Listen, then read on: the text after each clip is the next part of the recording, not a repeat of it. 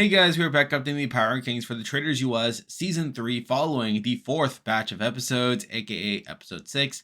And this was another pretty fun episode, pretty interesting roundtable, kind of going all over the place, and some pretty fun results. Bulk of it soon enough, but we have 15 people to talk about, and so it's more time. Let's go into the video. So starting off at number 15, we have the first booth from this week, and here we have Bob Harper. And this isn't too shocking here, as Bob was someone I was pretty low on for pretty much the entire season. He was pretty under-edited for the most part, and the stuff that we did see from him was mostly Dodo content, where really it was only in the last week that he finally got a confessional outside of missions. But even then, it was mostly to set up his murder here. And again, when the other options were Wes and Lord Ivar, I feel like Bob was a pretty clear person to be taken out here, so not too shocking. And I do feel like Bob was kind of a mixed bag for me on the season, where I was a bit underwhelmed that he wasn't more of a character on the season, considering he was one of the people not from Survivor Big Brother that I did recognize coming into the season.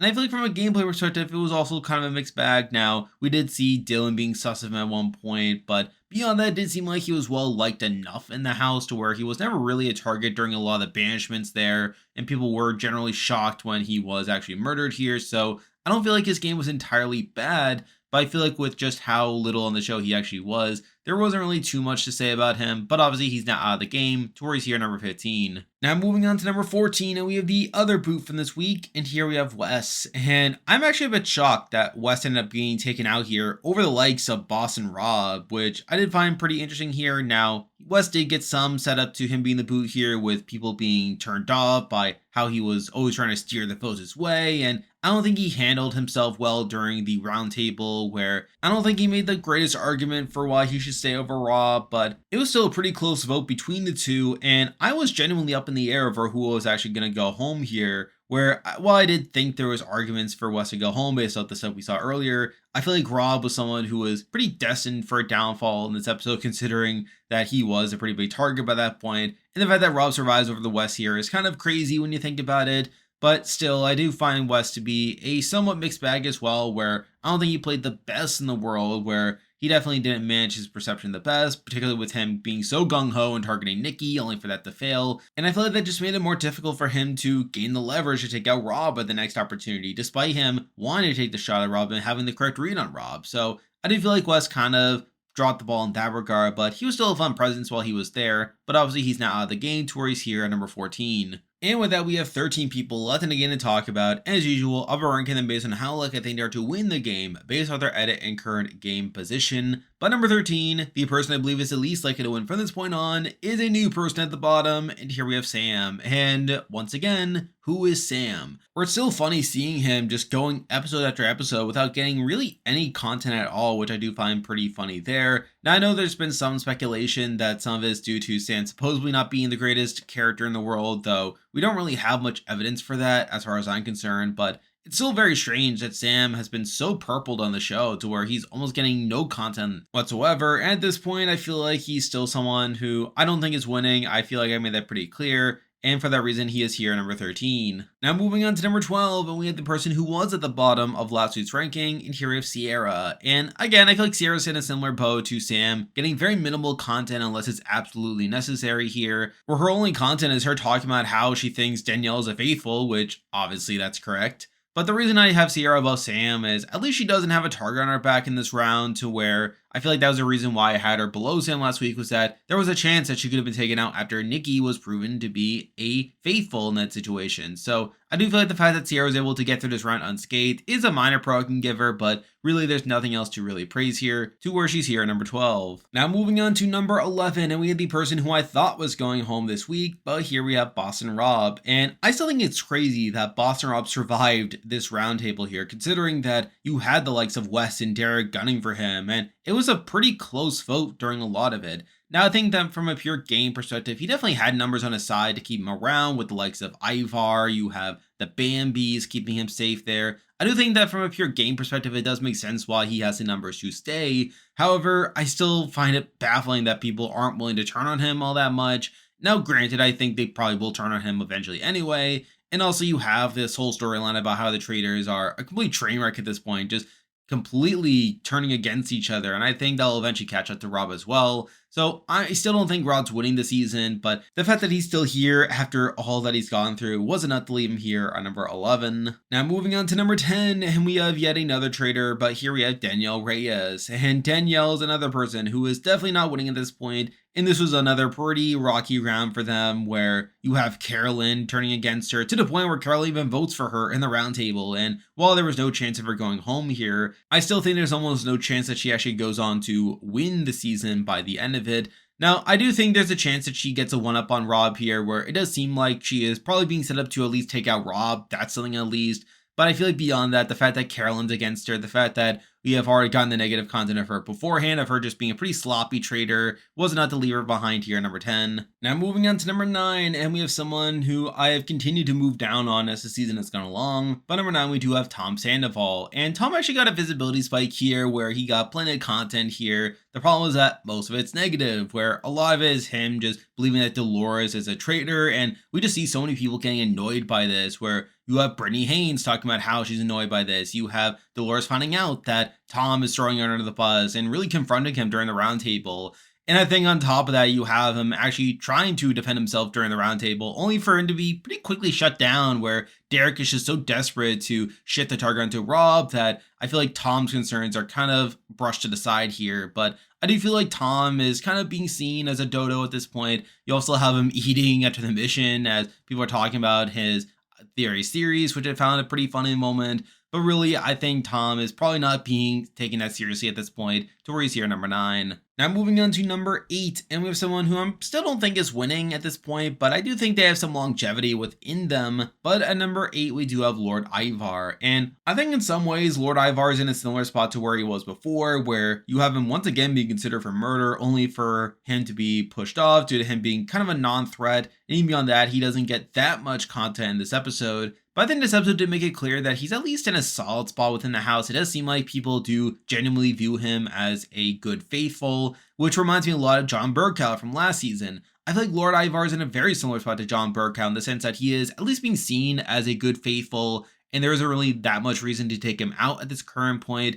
And while I don't think Lord Ivar is going to win by the end of it, I think there's definitely merit to him at least having a deep run within him. I wouldn't be shocked if Lord Ivar at least got towards the end of the game, but I just don't see how he gets there. I don't think he actually is set up to win the game based off his edit, based off where he currently stands in the house, to where he has at least been considered for murder at some point. So it's for those reasons I still have him here at number 8. Now moving on to number 7, we have another person who I'm not feeling the greatest about, even though they did survive this round, and here we have Dolores. And Dolores also got a visibility spike here, however, a lot of that was out of necessity, considering that this was the episode where Tom Sandoval was targeting her due to him thinking that she was a traitor, and obviously a lot of her content is her defending herself. Now she does also get some content about how she was safe from murder due to her having a shield, but beyond that, I feel like there's not too much to say here. You have her believing that Danielle's faithful, where she even says that she would feel survivor's guilt if Danielle was murdered, which obviously that's a great read there. But beyond that, I feel like there's not too much to say about Dolores in this episode. I feel like I'm kind of around the same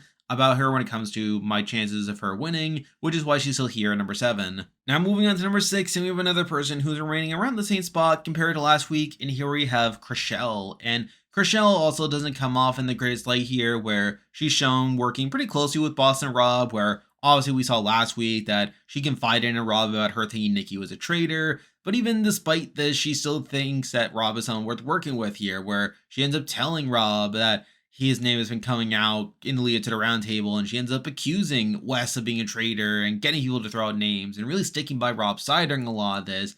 And again, I feel like this is probably not the greatest look for Crelle in this light here. I feel like she is not really learning from the mistake that she made the previous round, and while she still could be around for a bit in the game, I'm just not feeling that great about her at the end of the day, which is why she's still here at number 6. Now moving on to number 5, and this is someone who definitely got a lot of focus in this episode. However, I feel like after the way this round played out, I'm definitely lower on their chances. But number 5, we do have Derek Levasseur, and obviously Derek got a ton of focus here, with him planning to take a shot against Boston Rob, only for it to fail, where we see him putting so much work into trying to get the target on the Rob by working with Wes, and really trying to get the numbers on his side. He obviously takes the charge during the roundtable and leading the target into Rob. And while it was a close vote by the end of it, he still does miss his shot, and he ends up losing Wes, who was a pretty critical number for him.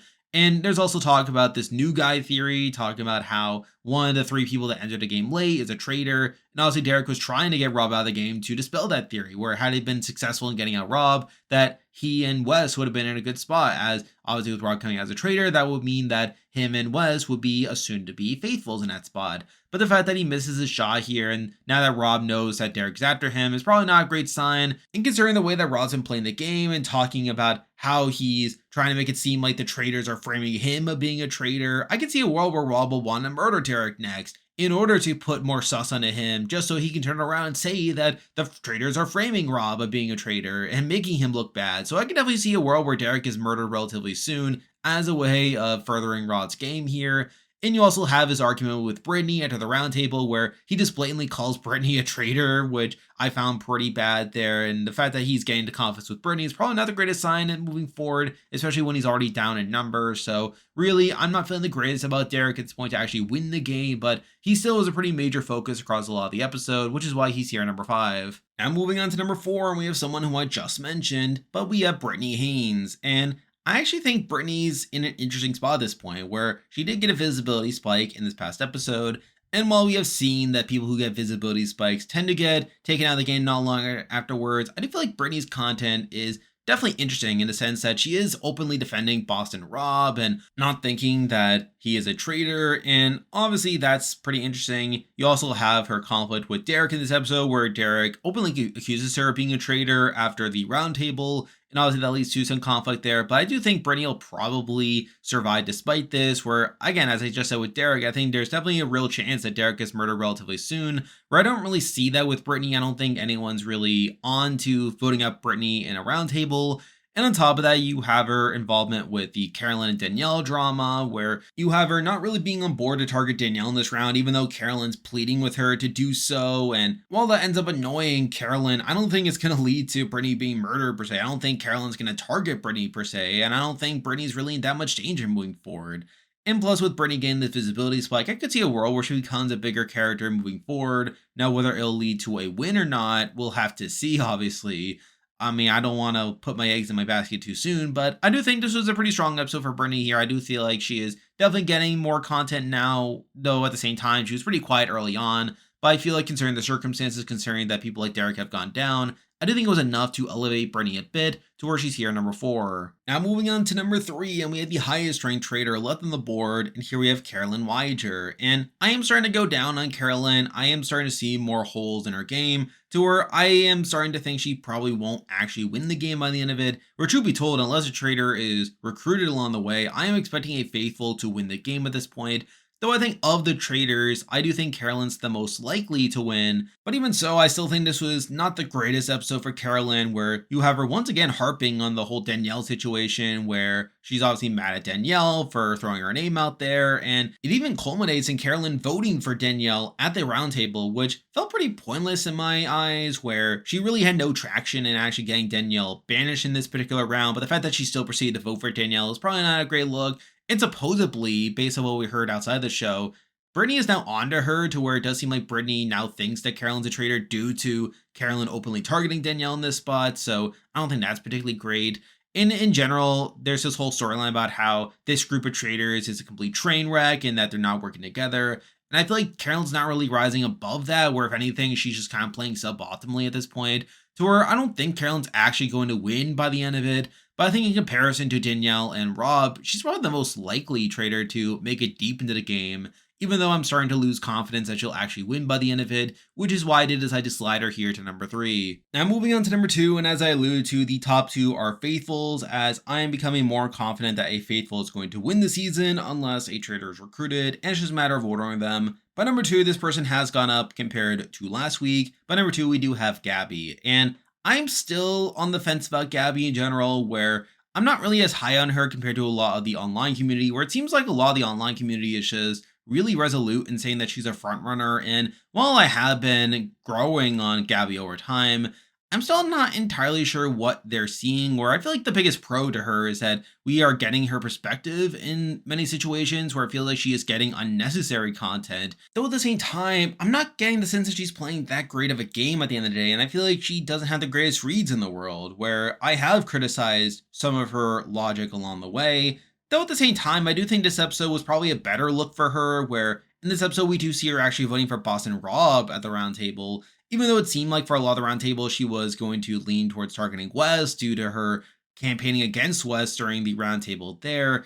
But the fact that we don't really get Gabby's perspective on why she flipped the vote up Boston Rob more beyond what she just says in her voting confessional is probably not the greatest sign for me there. And in general, I'm still kind of conflicted over where to actually assess Gabby. But I do think Gabby will definitely be in it for a while. I do think she is pretty safe in the game. No one's really going after her. I think kind of similar to Carolyn, she is being underestimated. And the fact that she's still not being entirely purpled on the show is probably a good sign that she could eventually pick up on the game. And the fact that she does actually vote for Boston Rob probably shows that she's at least onto him to a degree and could be involved more in actually taking him out down the road. So I am willing to elevate Gabby higher here. I think there's definitely more to say with her at this point compared to earlier in the season.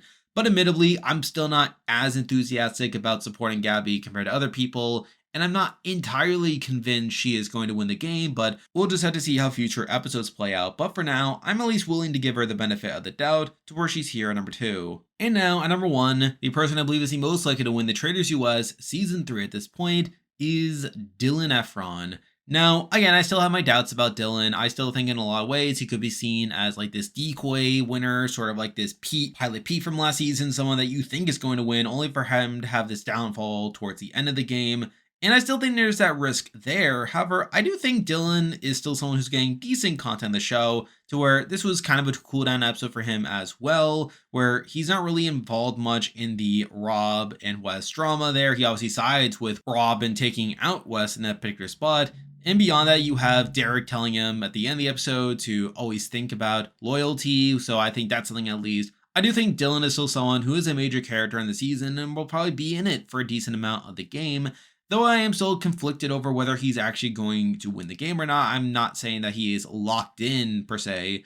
Though I do also think that as the episodes go by, my worries about him subside, where I think there is less of a chance that he has a downfall with each episode that he doesn't get more set up to doing so. So I think there's definitely more of a chance that he may actually win, which is kind of crazy to think about, though I'm still not entirely locked in. But I feel like considering the rest of the field, I feel like with the way the season's been playing out, I feel like Dylan's probably the person I'm probably the most confident in at this current point, even though that's still very much open to debate as the future episodes play out. But for now, I am going to leave Dylan Efron here at number 1. And there we go. That will do it for this week's video. If you like this content, be sure to like and subscribe. Really helps with the channel. Now, I'll be back again next week to update the power rankings again, so you can look forward to that. I'm planning to start my coverage of Survivor 48, as well as Australian Survivor Brains vs. Brawn 2, so you can expect content on that once that comes out. I'm on Patreon and have a YouTube membership, so if you want to consider supporting the channel, you can do so by clicking the link in the description, and you can also join the Discord server by also clicking the link in the description. There's a lot of stuff coming your way, but for now, that is the video. See ya!